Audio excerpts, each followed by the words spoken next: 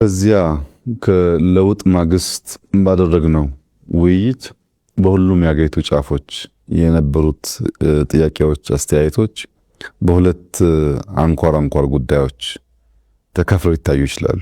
አንደኛ ፖለቲካ ጥያቄ ነው። ሁለተኛ ደግሞ የመልማት ጥያቄ ነው። ልማትና ፖለቲካ ናቸው ጎልተው በተለያየ ቋንቋ በተለያየ መንገድ የሚነሱት። በአማራ ክልል የነበረውን ጥያቄ ከዚህ ተለይቶ የሚታይ አይደለም። የመጀመሪያው የፖለቲካ ጥያቄውን ብንወስድ በሁለት ከፍለን ማየት እንችላለን።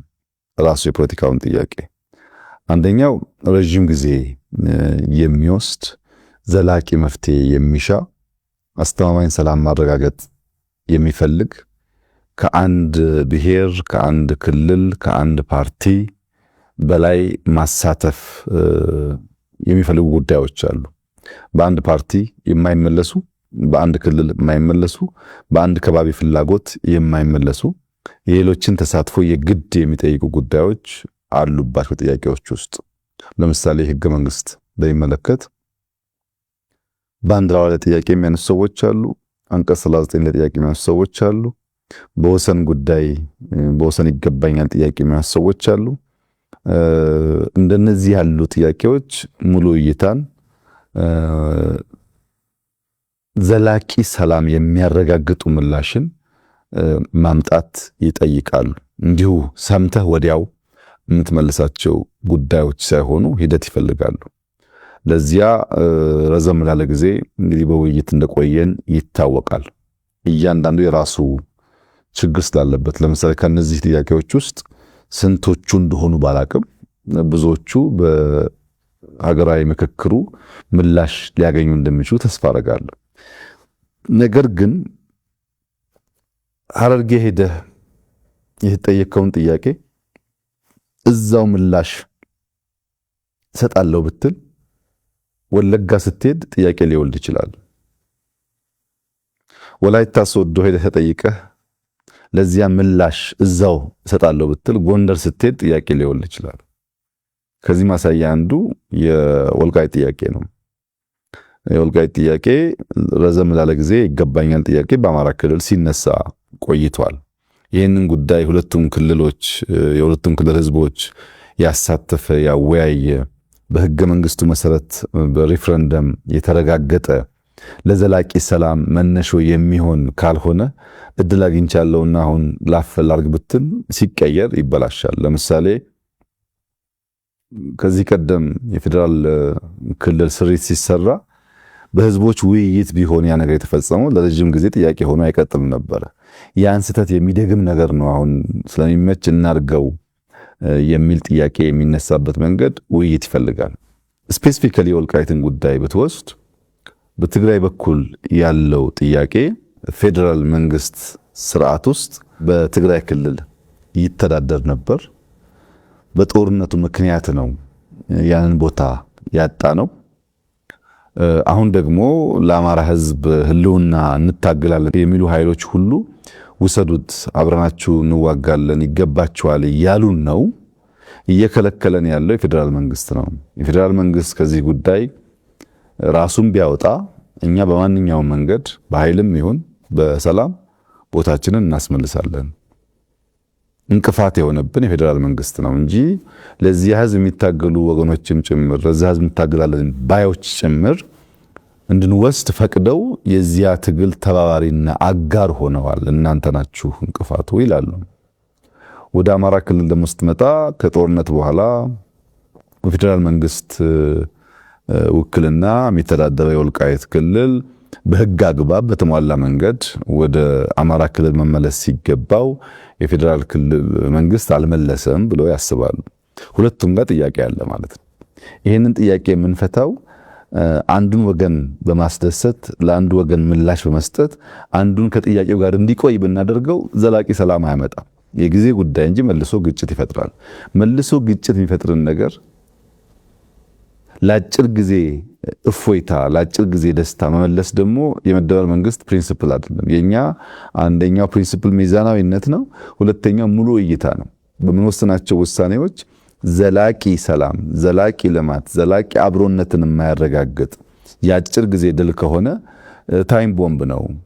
ነገርን ለጊዜው ያዳፍናል እንጂ ከናካቴው አያጠፋውም ብለን ስለምናስብ አንመርጠውም። መንገዱን ጊዜ ወስዶ ተወያይተን ተመካክረን ህግን ስርዓትን ተከትለን የህዝቦችን ተሳትፎ አረጋግጠን ብንወስን ግን ለዘላቂው ሰላም ሊያረጋግጥ ይችላል የሚል እምነት ስላለን አብዛኛው በኢንክሉሲቭ ናሽናል ዲያሎጉ 4 ዓመት የፈጀ ሂደት ነው።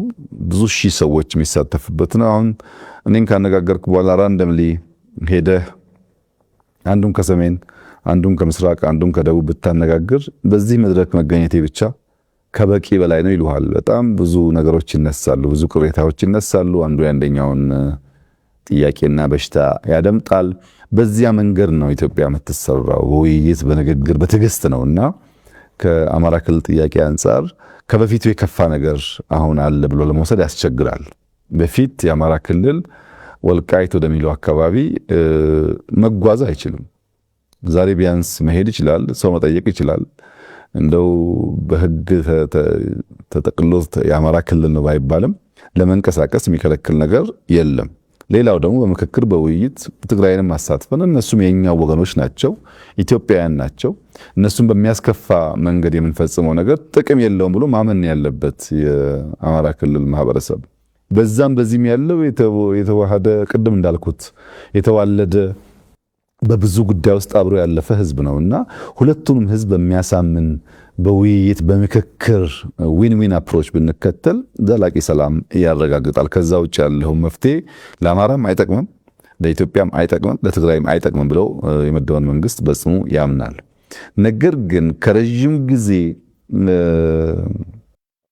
ምላሽ ከሚሹ ባሻገር ያሉ በአጭሩ ፓርቲው መንግስት መመለስ የሚገባቸውን ብዙ ፖለቲካል ጥያቄዎች ግን ምላሽ አግኝተዋል። ለምሳሌ በፓርቲ ውስጥ እኩል ተሳትፎ አልነበረም። አንደኛ ባለቤትና ጎረቤት ነበር። ኢትዮጵያውያን ከፊሉ ባለቤት ከፊሉ ጎረቤት ወይም አጋር ተብሎ የተከፈለበት ሁኔታ ነበረ። ባለቤት ከተባሉትም ደግሞ ሃይራርኪ ነበራቸው። ዴሞክራሲን በሚያሳይ መንገድ ባለቤትነታቸው የሚያረጋግጥ ነገር አልነበረም። ለምሳሌ ፓርላማ ውስጥ ኦሮሞ፣ አማራ በቁጥራቸው ምክንያት በርከት ያለ ወንበር ቢኖራቸውም በፓርቲ ውስጥ ግን ኦሮሞም፣ አማራም፣ ትግሬም እኩል ወንበር ነበራቸው። እኩል ወንበር ነበራቸው ማለት መንግስቱን የሚመራው ፓርቲ ነው። ፓርቲ ውስጥ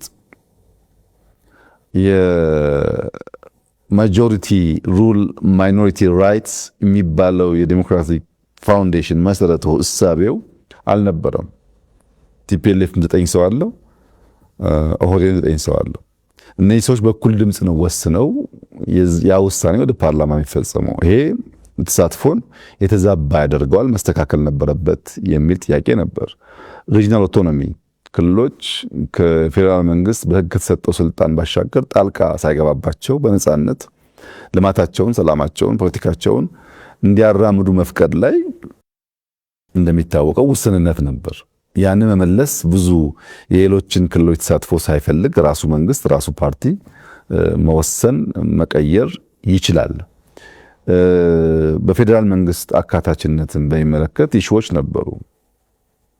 በቁልፍ ቁልፍ ተቋማት ውክልናችን ለምሳሌ አየር መንገድ ወስደህ፣ ቴሌኮም ወስደህ፣ ሜቴክ ወስደህ እንደዚህ ገንዘብ ያለባቸው ሺፒንግ ላይንስ ወስደህ የሚታየው ካቢኔ ብቻ ሳይሆን ሌሎችም አካባቢዎች ላይ የነበረው ውክልና አሳታፊ አካታች አልነበረም የሚል ስሞታ ቅሬታ ነበር። ያለ መፍታት ብዙ ርቀት ተኪዷል።